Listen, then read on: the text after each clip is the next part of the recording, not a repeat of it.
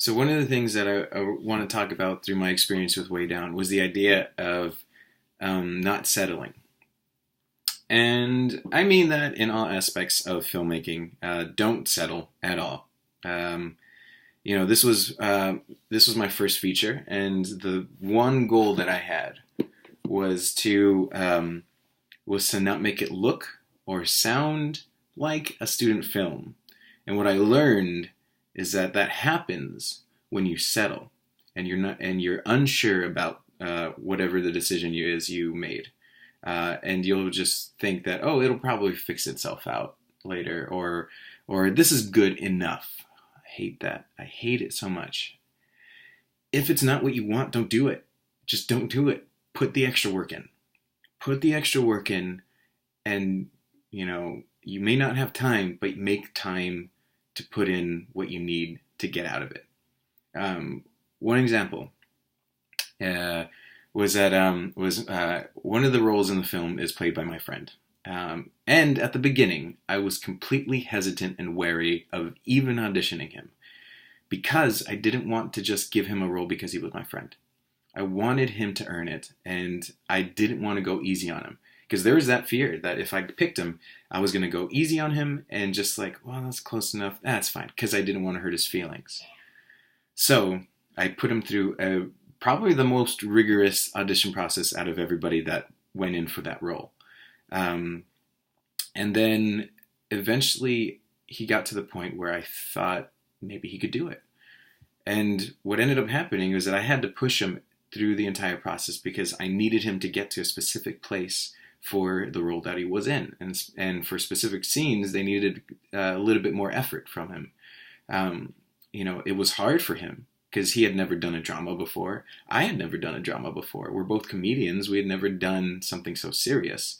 So we had to have long talks. We had to have long talks as to why I wasn't quite okay with what he was giving me, what we needed to get through, and make it what it needed to be, maybe what he was thinking about, so I could understand and somehow communicate with him in a way that could get him to that place. There were a couple of scenes where I was just like, "Hey, look, you're just not quite there." He started off as something simple, right? Maybe one-dimensional emotion, and I needed him to have just a bit more of a dynamic in the range that he was giving me in a scene. But we got there. We got there because we didn't settle. It took time, but we got there. Now, one of the reactions from the film festivals was that his performance in specific scenes was great. They loved it. And we wouldn't have gotten there if I would have just settled and say, like, well, I think this is close enough. No. If it was not close enough, I wasn't going to allow that to be in my film because I did not want my first feature film to look or sound like a student film. No way. That went into every single aspect of the film. I had that mentality with the music, the editing, and even the camera work. And oh my God, I hate student films camera work because they just point the thing at people so that they do the thing in front of the camera, and that's it. Like the thing that bothers me is like, okay, then let's just point the camera and have the people act out the scene in the left third. Why are they in the left third?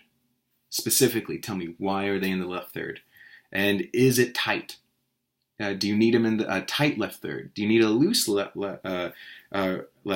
Is it a wide left third? How much headspace is there? Is that the specific headspace you want? Is that what you need? If it is, then good, because then that you're trying to hit the goal that you're trying to hit. But if it's not, then why is it there? Why are you doing that? The thing that I've noticed is that they don't ask themselves why enough, and they're just like, no, that's good. If it's good, then it should be answering the simple question of like, why are you doing the thing that you're specifically doing? This goes with shot listing. This goes with storyboarding. This goes with even writing a script. Why are the things in the script the way that they are? Why are the shots in that specific order? Why are you looking at a thing? Is that important? If it's not, then why is it there? If you think it looks cool, is that important to the storytelling and the director that you want to be? If it is, then great. If it's not, then get it out of there. That whole thing, the student film look and sound, is because it's just mainly because of people that are unsure of themselves. You know, they might have like a basic understanding of filmmaking. You know, I would say that I do. You know, you have a basic understanding, but that's just them following the rules that they saw on some YouTube page or saw on the learned in some film class. And then how do you make those rules your own? You know, how do you make them your own? That's the main thing, and you got to own it. Everything, you have to own it in order for it to be you, and in order for it to not look generic or sound like sound like a student film. You know, take ownership and be confident in your choices, and then that's where it becomes, you know and be sure. You know, don't just settle because that's what you think needs to be done. Know that this is what you're going to be doing. You know, I almost had like a breakdown on the first day of shooting. It was the first scene that we were going to shoot, and I was just like, I don't know. And literally my actor said, it's like, look, this is your movie. So what do you want? Do you want this or this? And finally, from that point forward, the entire project was mine. And, you know, yeah, we shot listed a lot and we rehearsed all stuff, and that was mine to a degree. But like during shoot days, I was scared because I had never actually done this. And then finally, after me and the lead actress talked for like a split second, it hit me. I was like, okay, the decisions I make are going to be done with confidence. And that's what we did. From that point forward, you know, don't just say like, the audio sounds good enough. No. If it's not what you want it to be, then that's it. It can't be good enough. It can't be close enough. It can't be, that's all right. No.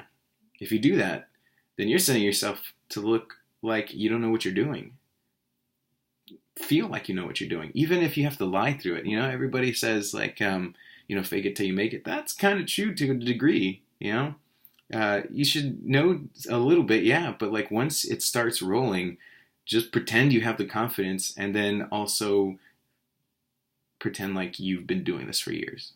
And that's one way to kind of roll your way through.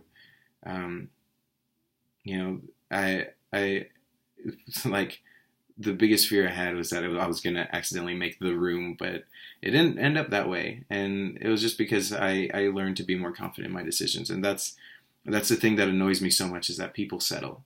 You know, I'm not the best director in the world, not by a long shot. But I do know that I'm better than a lot. Only because, you know, I don't settle. I know what I have, and then I have to look at it and see how can I make it as good as I can with the things that I have.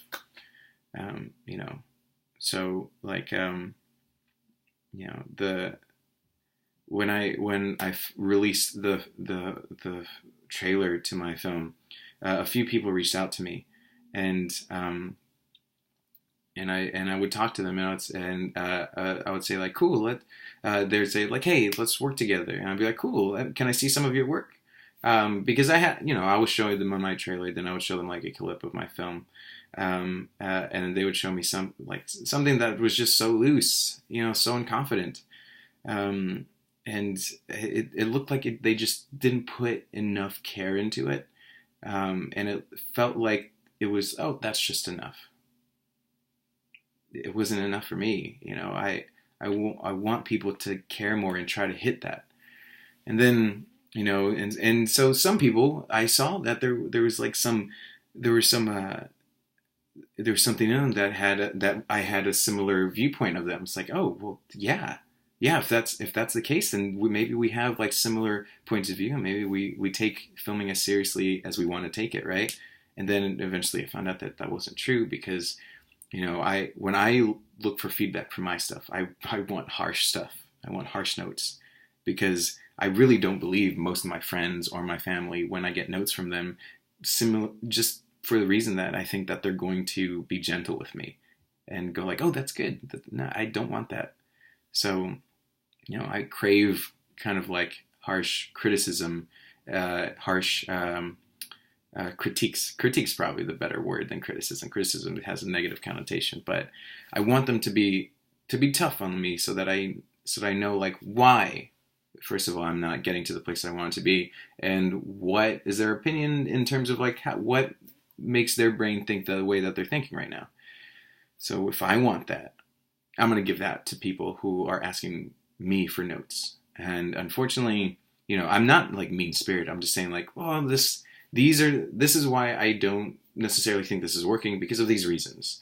And I think that's making, and I say all that stuff, and unfortunately people get their feelings hurt and then they disappear on me. And, that's happened a couple times. And then the worst part of it is that then I'll see a new piece of work from them and then it's the same. And that sucks. I truly want everybody who wants to be in film to do as good as they can. Because like the more of us that are doing well, the better films we're going to be getting. And I know I'm not the best filmmaker in the world, but I'm trying to do the best that I can. And I want everybody else to do the best that they can. And it just sucks to see when people settle and they're not willing to take, the ideas and notes from other people and push themselves further than they are. I know like my brother is trying to be a filmmaker, and he would just not understand some of the things that I would say. And then, so we'd have like long talks to like show him why his video seemed like it could have been better. Cause I could see, like, I could tell that there's skill in him. And so like recently he made a short that I really enjoyed and I was quite happy with, cause I finally saw that growth, that he was willing to push himself and do things that were hard so that he could grow. But not everybody wants to do that. And it bums me out, but it really does make me happy when other filmmakers do that. And hopefully more people do that.